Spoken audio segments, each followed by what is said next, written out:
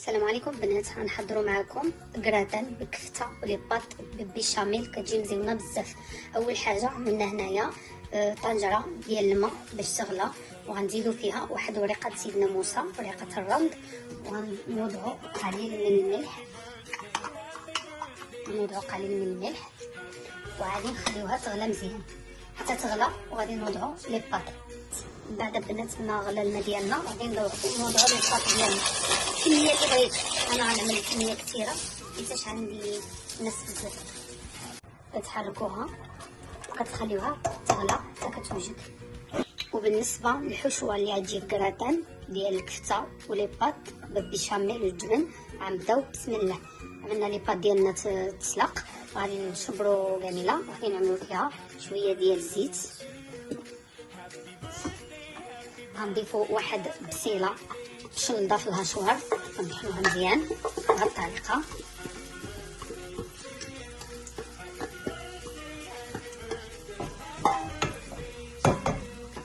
من بعد كنشبرو ديك معجون الثومه اللي صورتها معكم في الفيديو ما قبل، كنجبدوها من الثلاجه. نتوما كتشوفوا كيفاش كيبقى الشكل ديالها، ما كيوقع لا والو، في نفس الوقت كتجي مسهله، وفي نفس الوقت في رمضان ما كيبقاش فيكم ريحه الثومه.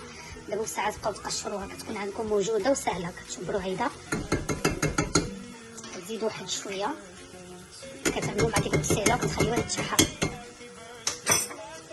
من بعد البنات ما عملنا بصيله شويه ديال الزيت روميه، وعملنا الثومه، غادي نضيفوا معلقه ديال 2 معالق ديال الربيع اللي صوبتو ديجا، لا بغيتو نبارطاجي معكم.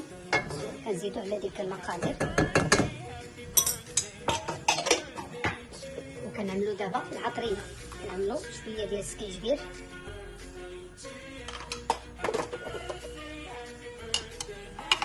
مغروفه عامره ديال البابريكا الحمراء، نزيدو قليل، شويه ديال السودانيه مدقوقه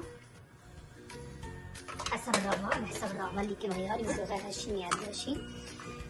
الخرقوم معلقه مع ماشي بزاف ديال الخرقوم، كنعملو معلقه مع مراشي بزاف ديال زريعه القزبر مطحونه،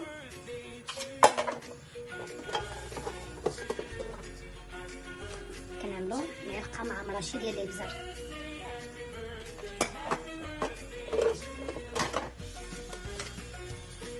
واحد شويه ديال الكمون حيت كنت كتبغي الكمون. هذا البنات ما عملنا العطريه اللي شاركتها معكم، غادي نخليو هادشي يتقلى مزيان.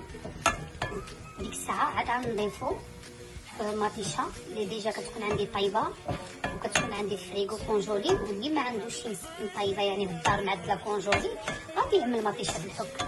غادي يحك بعدا 3 ديال المطيشات عاديين ويضيفهم في هاد اللحظه هادي مع هادشي يتقلاو باش يصهدوا مزيان، وفي نفس الوقت عادي يزيد مطيشه بالحك باش كتجي ديك الحموره مزيونه في الباط.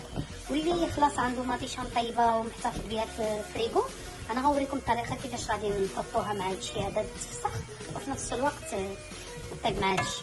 بعد البنات ملي تقلى هادشي شويه، ما نخليوش ديك الاقامه تحرق بزاف، كنوضعوا مطيشه اللي قلت لكم انا ديجا كنطيبها، كنصفيها وكنحتفظ بها في الكونجيلاتور. هيدا كتجي الامور مسهله، ما يعني كيكون كلشي عندك متوفر، في نفس الوقت كتستافد من الوقت.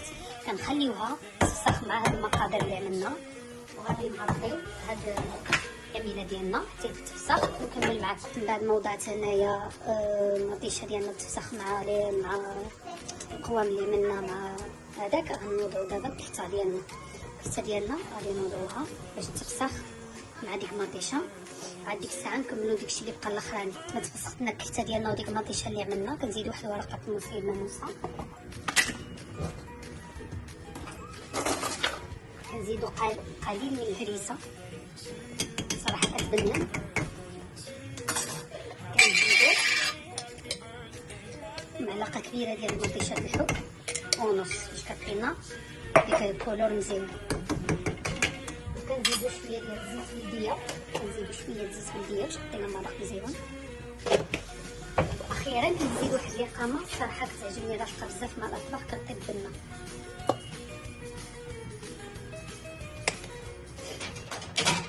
وكنزيد شويه ديال الخليط ديال الطاجين. البهارات كنزيد حتى الاخر كطيب شويه ديال البنه. من بعد البنات كنحضروا معنا بيشاميل اللي غادي نخلطوه في ديك كراتان. كنعملوا 2 معالق كبار حتى 3 ديال الزبده. انا غنعمل 2 وشويه حتى 2 عمرين بزاف. نوقف الطنجره ندوبو ديك الزبده خليها تذوب.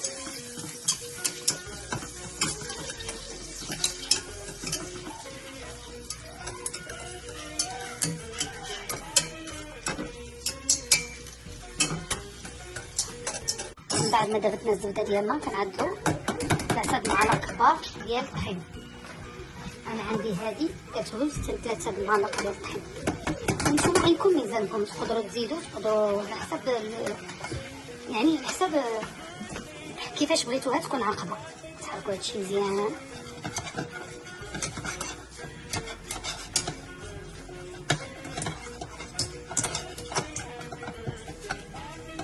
كنزيدو هنايا من بعد ما حطينا البيشاميل ديالنا كنزيدو الكوزه. كنحكو الكوزه كتعطي مذاق مزيان الصراحه. كنزيدو واحد ورقه سيدنا موسى حتى هي كتعطي مذاق مزيان. كنزيدو قليل من باش كنكهوها، كنزيدو قليل من الزعتر مطحون. كنبقاو نحركو باستمرار، يعني ما كنوقفوش يدنا باش كتعقدنا. وملي ما كتخليش تعقد بزاف وما كتخليش تبقى جاريه، يعني معتدله باش كتجي مزيونه. ملي كتحرك كتخلط مع لي باط كتجي مزيونه، ما كتجيش ثقيله. بعد البنات ما وجدتنا البيشاميل ديالنا ها هي كتجي بهذه الطريقه، كتثقلها شي بزاف وما كتخففهاش بزاف، يعني كتخليها معتدله. وبالنسبه لديك الرند اللي عملنا فيها وديك الكوزه وديك الزعتر راه واحد النسمه ما نقولكمش. من بعد البنات ما وجدتنا لي باط ديالنا تسلخات، قطعناها مزيان والبيشاميل ديالنا هي واجده. الحشوه ديالنا حتى هي واجده. غادي نوريكم كيفاش غادي نخلطها، كل واحد كيفاش كيبغي يعدلها. كاين اللي كيعدل طبقه ديال لي باط وكيفرش عليها الحشوه ويزيد فوق منها البيشاميل. وانا الصراحه ما كنفضل هاد الطريقه هذه باش كلشي لي باط كتجي شاربه هاد الخليط اللي عملنا. كنكب هادشي عيده وكنخلطو مزيان. عاد كنعمل البيشاميل والجبن من فوق باش لي باط ديالنا كتشرب ديك لاصوص وديك القوام كاملين، يعني ما كتجيش جهه فيها وجهه ما فيهاش. من بعد ما خلطنا لي باط ديالنا مع ديك الحشوه ديالها كلشي تشرب، يعني لي باط من داخل كتشرب ديك لاصوص باش كيجي كلشي شارب مزيان يعني قوام. وفي نفس الوقت دابا غادي نبقاو نضيفو نغطيوها بالبيشاميل. بعد ما كنضيفو البيشاميل كنبقاو نحركو هيدا لي باط ديالنا باش نسينا ما زولناش هاد الوريق. عاد ديك الساعتين كنحركو هيدا مزيان باش حتى ديك البيشاميل كيدخل في ديك لي باط كامله. البيشاميل هو الصراحه هذا هو السر ديال هاد لي باط هادي، كيعطيها واحد التعليكه واعره. غنضيفو دابا الجبن على حسب اللي عنده الجبن د موتزاريلا يعملو، اللي عنده الجبن د بوله يعملو. جوج بيهم كيجيو الصراحه مزيانين، واللي موجود عندك في الدار يمكن لك تستعملو. كنشبرو شويه ديال زيت المائده. انا عندي هاد اللعيبه كنعمرها كتهرى في الزيت، الصراحه كندهن بها ملح وكلشي كتجي مزيونه. كتعدلو واحد شويه الزيت حدا باش كتعطي واحد التحميره مزيونه الصراحه. من بعد نتفرج معكم الشكل النهائي ديالو.